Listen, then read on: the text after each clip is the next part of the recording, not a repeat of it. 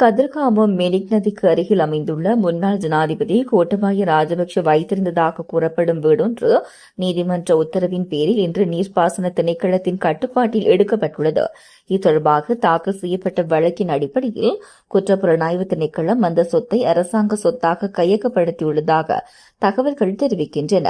தொடர்புடைய நீதிமன்ற தீர்ப்பை தொடர்ந்து பொனராகலை மாவட்ட நீர்ப்பாசன பணிப்பாளர் அப்துல் ஜபார் சம்பவ இடத்துக்கு சென்று சம்பந்தப்பட்ட கட்டிடத்தை பொறுப்பேற்க நடவடிக்கை எடுத்துள்ளதாக தெரியவந்துள்ளது. தொடர்பாக கதிர்காமம் பிரதேச சபையின் முன்னாள் தவிசாளர் அசோக விக்ரமசிங்கவும் முன்னர் கைது செய்யப்பட்டிருந்ததாக கூறப்படுகிறது.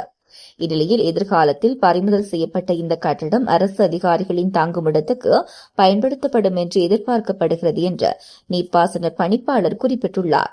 அத்துடன் குறித்த நடவடிக்கை மூலம் அரசுக்கு புதிய வருவாய் ஆதாரத்தை உருவாக்குவதே நோக்கம் என்றும் அவர் சுட்டிக்காட்டியுள்ளார்.